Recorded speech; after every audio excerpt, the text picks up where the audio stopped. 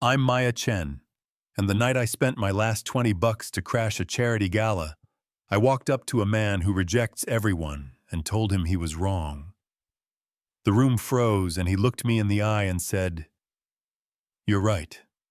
Yeah, that happened. Picture it with me. Chandelier's string quartet, a sea of gowns that cost more than my center's monthly pantry budget, and me in a green dress pretending to be fancier than it was, not for champagne, not for selfies, but for Grant Mercer, the guy who owned our building, and was about to sell it to make way for more glass boxes in a city already reflecting too much of itself. People said he never said yes to anyone. Women charities, please. The man was a polite brick wall. I cut through perfume and small talk, stood in his shadow. "Mercer, we need to talk about Harbor North." He didn't even hide the brush off. "I don't discuss business at social events." And he turned like I was a draft in the room. "Then don't call it business, call it people." I shot back a little louder than my courage, and you could feel conversations thinning out, like fog. I told him about the 60-day notice his office sent me. The form letter that read like a shrug. And the kids who read with us, the seniors who come for chess and not to be alone, the families who count pantry nights like paydays. He could have waved me away, called security, ignored me, but he didn't. He took a slow breath, something flickered in those cool gray eyes, and he said it. "You're right, I should have taken your call Monday 9 a.m. Asked for me, then handed me a card like it was both a key and a dare, and walked off while my knees turned into questions. I walked home because 20 is still 20 when your center feeds 50 families, and for the first time in weeks, I let myself feel the dangerous thing. Hope. Monday morning, his tower looked like money arguing with gravity. His assistant knew my name, no waiting room power games. That alone felt like a door opening. He stood with sleeves rolled, no tie, like he'd been up since dark, trying to fix something he couldn't name. "Tell me everything Harbor North does," he said.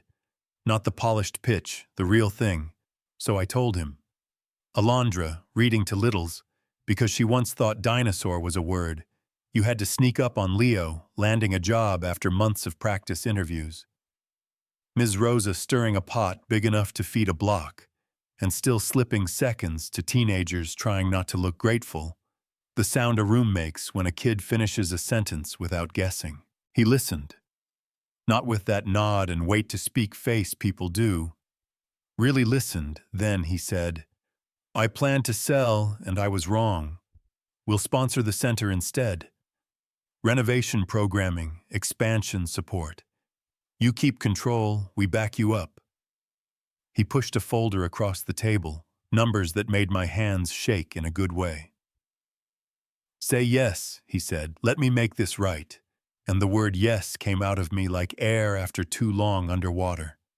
He wanted to see the place right then, not someday, not after a photo op. We drove over and he didn't stand back with his hands in his pockets. He knelt to eye level with a boy named Noah, who was holding a torn space book like a ticket. "You the guy helping Ms. Maya?" Noah asked, serious as rent. "I'm going to try," Grant said. "What are you reading?" "Rockets," Noah answered. "I want to build one." "Then keep going. And when the math gets loud, come find me, we'll figure it out." And that's when the armor around him looked less like steel and more like habit. He rolled up his sleeves and served dinner, wiped down tables, said ma'am to Ms. Rosa like he'd been raised right.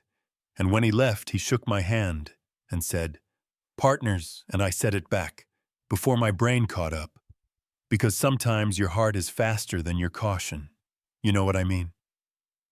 The next morning, he was there at 8 in jeans dust on his shoes by noon. He'd mapped out HVAC so kids wouldn't sweat through homework. In July, real kitchen upgrades for cooking classes that start with dignity, not canned goods, a computer lab for job training, even a rooftop garden. Tomatoes and patience, kids learning that good things take time and water. I felt tears, looked away. He pretended not to see, because kindness knows when to be quiet. We found a basement box of old books, said the word library like a promise, and for weeks it was paint in my hair and paint on his nose, names learned and remembered. Breaks enforced the kind of leadership that looks like service. People love to talk about how Grant Mercer rejects every woman. I didn't show up for romance, but there was a night we locked up late, sat on the front steps, Sky doing that pink to indigo thing. His shoulder grazed mine, and he said, "I've been lonely a long time." And I said, "Me too." And our hands found each other and stayed, no labels, just a quiet yes that lived between our palms. The library opening felt like a second heartbeat for the building kids. Too deep at the story corner, a local author crying, while Noah read back to her, and after cleanup, he leaned in my doorway, all nerves disguised as casual. "Can I ask you something? No pressure." "Go," I said, playing it cool while my pulse acted up. "Dinner? A real date?" And I said yes before fear could file an objection. He took me to a place with a view, and no pretension told me about his mom who ran a center like ours, until the money dried up, how 15-year-old him swore he'd get rich enough to keep places like that open. Then, somewhere along the climb, he forgot the why and started worshiping the what. And I told him about being underestimated by people who smile while they do it. We laughed, we got quiet, we walked the park. He took my hand, he said, "I want to be serious about this," and I said, "Me too," and that first kiss felt like a door unlocking from both sides. If that were the story, it would be tidy. Cue soft music, roll credits. But life loves an antagonist, and ours had a name, Victor Hale, a developer who treated community like weather. Interesting, but not enough to change plans. He and Grant had competed for years, and when we announced 3 more centers using the Harbor North model, Victor smiled in public and squeezed throats in private permits, stuck in a bureaucratic fog. Inspections flagged violations no one had ever mentioned. Articles appeared asking if community was the best use of prime space. If I was out of my depth, volunteers started whispering. Donors started asking pointed questions. Momentum wobbled, and suddenly everyone could predict doom. I wanted to swing back hard, name names, scorch earth, but Grant squeezed my hand and said, "We don't build by burning down, we build by building." So we answered every delay with facts. Invited reporters to sit in our programs, told them to bring their skepticism and a notepad when a director left. After Victor dangled a paycheck we couldn't match, we hugged him, wished his kids well, and posted the opening with a note about mission fit. And then Noah, little Noah with the spacebook, stood at a city council mic with his mom behind him and read a letter in pencil that said, "I thought I was dumb. Miss Maya showed me I just needed help, now I can read, and I want to be an engineer, please don't take places like this away." And the room changed. You could feel it, permits. Cleared in a week, the paper ran a profile that made me cry. Washing dishes, and Victor didn't vanish, but he blinked. Grant called him. "Come see what we're doing, stall us if you want, but do it with your eyes open." So Victor showed up in a suit that could pay our electric for 2 months. I toured him through the pantry, the job lab, Mr. Alvarez's trash talk chess corner, Ms. Rosa's kitchen, our library, that still smelled like dust and new beginnings. We went to the roof at sunset, and Grant said, "You can keep playing the game, you know, or you can help and sleep better."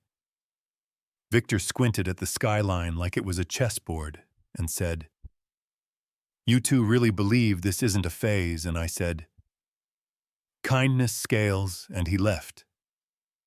Then came back 2 weeks later with plans. Modular builds, donated crews for 3 sites. "Don't make me regret it," he said. And I said, "We won't," and he smirked, which for a man like him is maybe the first step toward a smile. Centers opened, not with fireworks, but with the right kind of noise. Kids sounding out words, job seekers printing resumes with shaking hands that turned steady tomatoes. ripening in a city that forgot it could grow things. And one Tuesday, after the gym lights clicked off, Grant took me back to the roof, same skyline, different hearts. He held my hands and said, "You changed my life, you taught me why winning matters, be my partner in everything." He didn't kneel. I'm glad he didn't. We're equals. He opened a simple velvet box, and the yes came out of me like I'd been practicing it my whole life. And because reality loves a final test, a donor group arrived with an 8-figure check and strings braided like a rope. Cut after school amp-up job training partner with a private tutoring company one of them just happens to own.